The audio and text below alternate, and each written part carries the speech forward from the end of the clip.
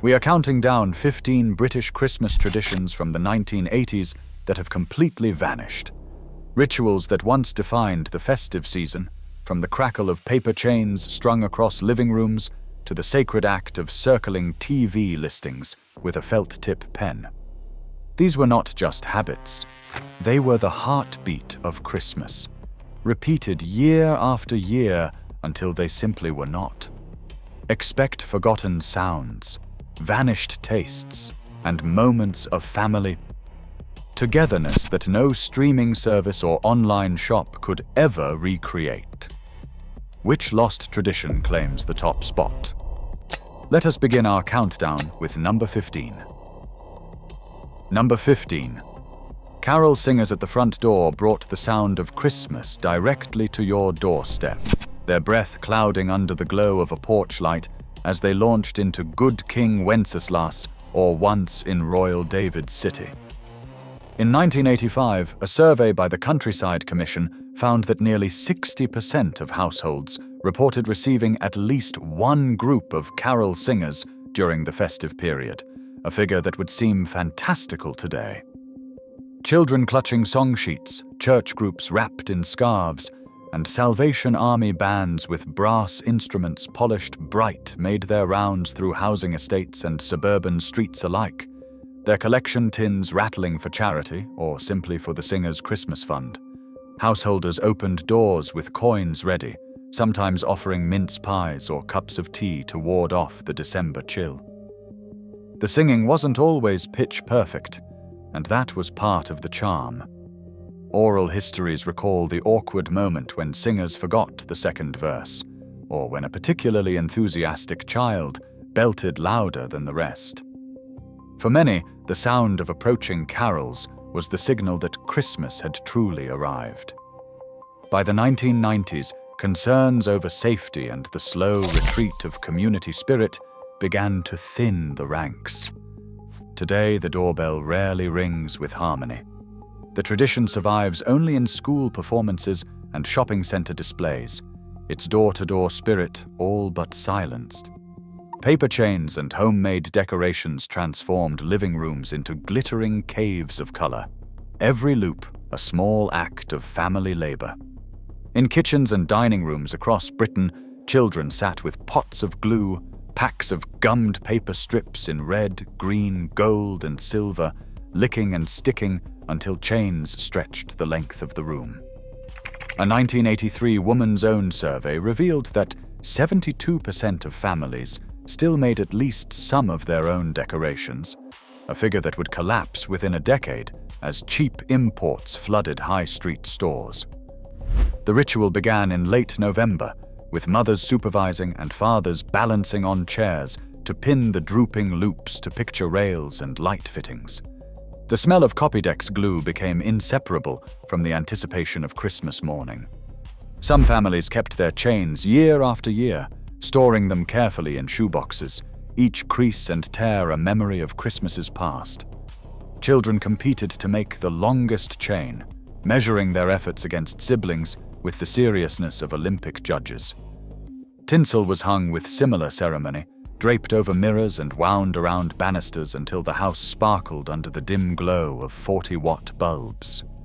The arrival of pre-made decorations, sold cheaply at Woolworths and later Poundland, rendered the paper chain redundant. What was once an afternoon of sticky fingers and family bickering is now a footnote, remembered only by those who can still recall the taste of gummed paper on their tongues. The Christmas Club at the corner shop offered working families a lifeline, a way to spread the cost of the festive season across the lean months of the year. Mothers opened accounts at local newsagents, butchers, or the catalogue man's rounds, paying a few pounds each week into a savings scheme that promised a lump sum or store credit come December. By 1986, an estimated 3 million households participated in some form of Christmas Savings Club, a figure confirmed by the Office of Fair Trading's later investigations into the industry. The ritual was simple but sacred. Every Friday, after the wages came in, a trip to the counter to hand over the weekly contribution, and have the amount recorded in a small brown book. Children watched their mothers tuck the book into handbags with quiet pride, knowing that it represented toys under the tree and a turkey on the table. The collapse of Fairpack in 2006, which left 150,000 families without their savings, exposed the fragility of these schemes and hastened their decline. But long before that scandal, the rise of credit cards and supermarket loyalty points had already begun to erode the tradition. Today, the notion of saving all year for Christmas seems almost quaint, a relic of a time when families planned months ahead rather than reaching for plastic at the last minute. The corner shop Christmas club has vanished, and with it, a particular kind of thrift. Number 12. The Argos catalogue arrived through letterboxes each autumn like a sacred text, its laminated pages thick with promise. Children across Britain pored over its contents, dog-earing corners and circling items with felt-tip pens in the hope that parents might take notice. The 1985 edition ran to over 1,100 pages, its toy section a wonderland of Action Force figures, Transformers, and Cabbage Patch Kids, each with a code number that had to be scribbled onto a tiny slip at the store. Families made pilgrimages to Argos in the weeks before Christmas, clutching their lists, joining queues that snaked past the collection counter and out onto the high street. The ritual of waiting for your number to flash on the screen, then watching the conveyor belt deliver your boxed treasure, was a uniquely British form of anticipation. Oral histories recall the arguments over who got to keep the catalogue, the negotiations over which toys to request, and the disappointment when the screen displayed out of stock. For many children, the Argos catalogue was their first lesson in wanting, in weighing desire against the reality of family budgets. Today, online shopping has rendered the catalogue obsolete. The final print edition appeared in 2020. But for a generation raised in the 1980s, Christmas cannot be separated from the feel of those laminated pages beneath eager fingertips. Number 11. The Snowball cocktail, Advocaat and lemonade, served in a stemmed glass with a glace cherry, was the unlikely queen of the 1980s Christmas drinks cabinet. Warnings.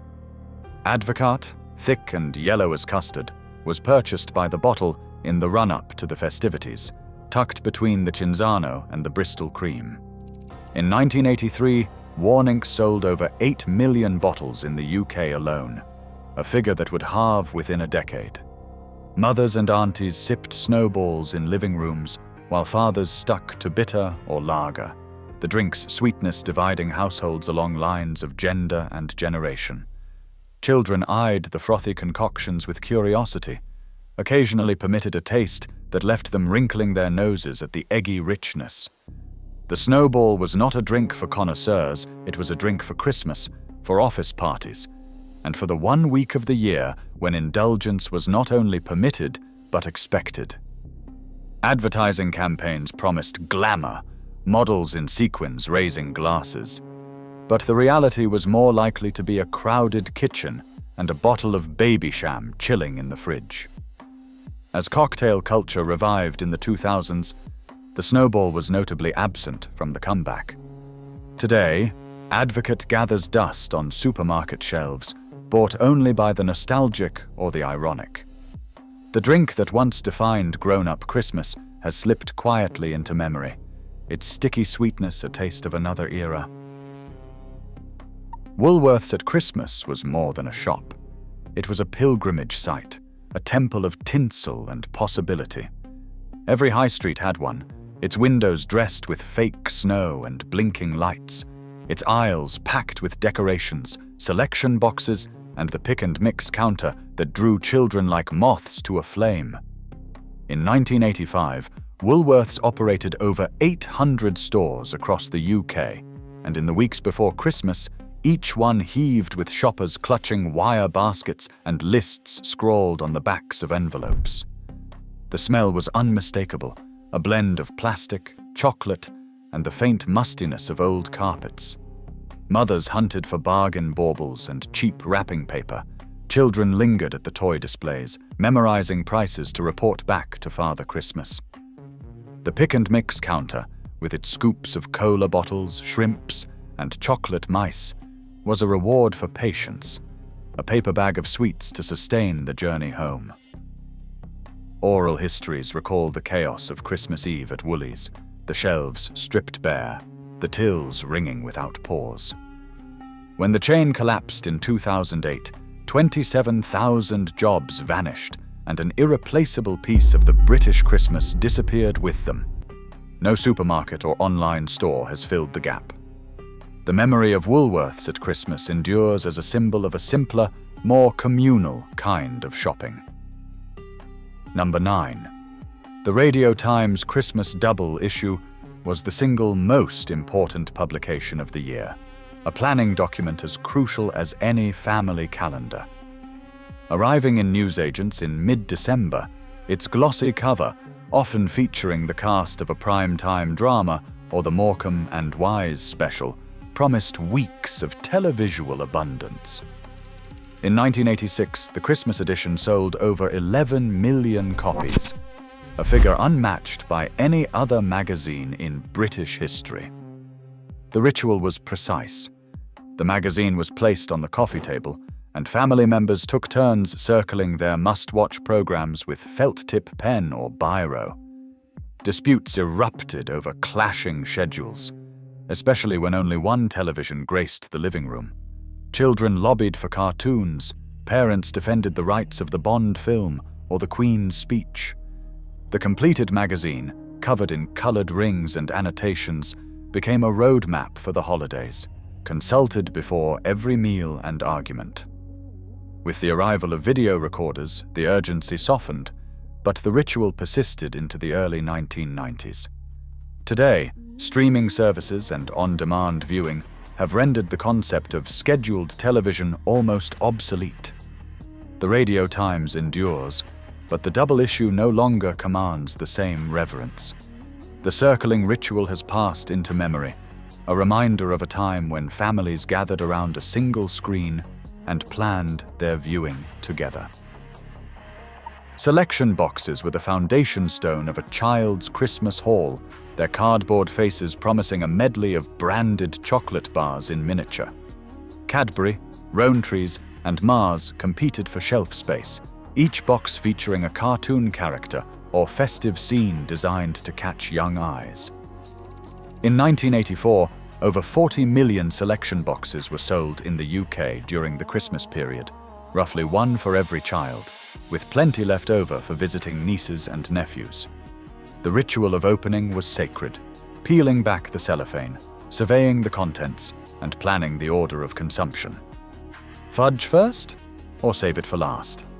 The miniature dairy milk, or the curly whirly? Arguments broke out between siblings over trades and perceived inequalities.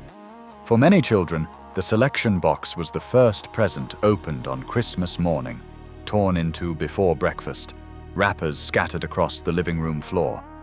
Parents tolerated the early sugar rush in the name of das. Today, selection boxes survive in a diminished form, smaller, pricier, and lacking the novelty they once held. Supermarket aisles still stock them, but the magic has faded. The selection box is no longer the highlight of Christmas morning. It is an afterthought, a stocking filler for a generation raised on year-round abundance. Number 7. Top of the Pops Christmas special was an appointment television event, a glittering parade of the year's biggest hits broadcast to a captive nation. Families gathered around the set, paper crowns from crackers still perched on heads, to watch performers mime their way through festive editions of chart toppers. In 1985, the Christmas Day edition drew an audience of over 15 million, second only to the Queen's speech. The studio sparkled with tinsel and fairy lights. Presenters wore their most outrageous outfits, and the countdown to the Christmas #1 was treated with the gravity of a national event. Children memorized dance routines. Teenagers debated the merits of Wham versus Band-Aid. The show was a unifying force, a shared cultural moment that crossed generational lines. Oral histories recall the anticipation, the arguments over who got to sit closest to the screen, and the strange intimacy of watching pop stars in your own living room. The decline of Top of the Pops, cancelled in 2006 after a series of scandals and falling ratings, left a void that no streaming playlist has filled. The idea of a nation watching the same music program at the same time now seems as distant as black and white television. The Top of the Pops Christmas special was more than entertainment. It was a ritual, and its passing marked the end of an era. Number 6. The Quality Street tin presided over the Christmas coffee table like a secular altar, its purple lid promising a jumble of jewel-colored sweets wrapped in cellophane. Macintosh's Quality Street, first produced in 1936, reached the height of its cultural dominance in the 1980s, when the brand sold over 50 million tins in the UK each festive season. The tin itself was an heirloom. Many families reused theirs year after year, storing sewing supplies or biscuits once the sweets were gone. The politics of the tin were fierce. The green triangle and the purple one were coveted, while the toffee penny and the orange crunch lingered, unwanted at the bottom. Oral histories recall the silent negotiations, the sidelong glances as a hands hovered over the open tin, and the accusations that followed when a favorite was found missing. Children learned diplomacy and disappointment in equal measure. The tin was passed from lap to lap, offered to guests as a mark of hospitality, and defended from over-eager uncles. Today, Quality Street survives in plastic tubs, smaller and less ceremonial, sold alongside a dozen competitors in supermarket aisles. The tin's dominance has faded, and with it, the particular drama it inspired. For those who remember, Christmas will always carry the rustle of cellophane and the faint taste of a disputed green triangle. Trivial Pursuit conquered the Christmas afternoon like no board game before or since, its wedge-shaped pieces and fiendish questions turning living rooms into battlegrounds of knowledge and ego. Launched in the UK in 1983, the game sold over 3 million copies in its first British year, becoming the must-have gift and the centerpiece of post-dinner entertainment. Families cleared the table, brewed fresh pots of tea, and settled in for hours of heated competition. The blue wedge, geography, was dreaded. The pink wedge, entertainment, was a lifeline for anyone under 30. Arguments erupted over the validity of answers, the fairness of questions, and the persistent suspicion that someone was reading the cards upside down. Oral histories recall the triumph of a correct answer, the humiliation of a wrong one, and the inevitable moment when Grandad accused the game of being too modern. For a few years, Trivial Pursuit was synonymous with Christmas itself, its box as essential as the turkey. The arrival of computer games and later smartphones slowly eroded the tradition.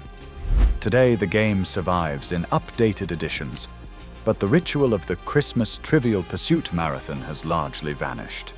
The afternoon is more likely to be spent scrolling than arguing over whether Bing Crosby counts as entertainment or history. Tangerines, walnuts, and coins in the Christmas stocking were the unchanging foundation of the morning haul, their presence as certain as the tinsel on the tree. Long before selection boxes and branded toys, stockings were filled with simple treasures, a satsuma or tangerine in the toe, a handful of nuts still in their shells, a few chocolate coins wrapped in gold foil, and perhaps a small toy or puzzle. In 1982, a Gallup poll found that 89% of families still included fruit and nuts in children's stockings, a tradition stretching back to Victorian times and beyond. The tangerine was more than a healthy addition. It was a symbol. Its bright color and sweet scent a herald of the exotic in a season of darkness. Children cracked walnuts with metal nutcrackers, fishing out the wrinkled kernels and leaving shells scattered across the carpet. The chocolate coins, stamped with Santa's face or a reindeer, were devoured before breakfast. For parents, the tradition was a gentle lesson. Christmas was not only about expensive gifts, but about small pleasures and the persistence of ritual.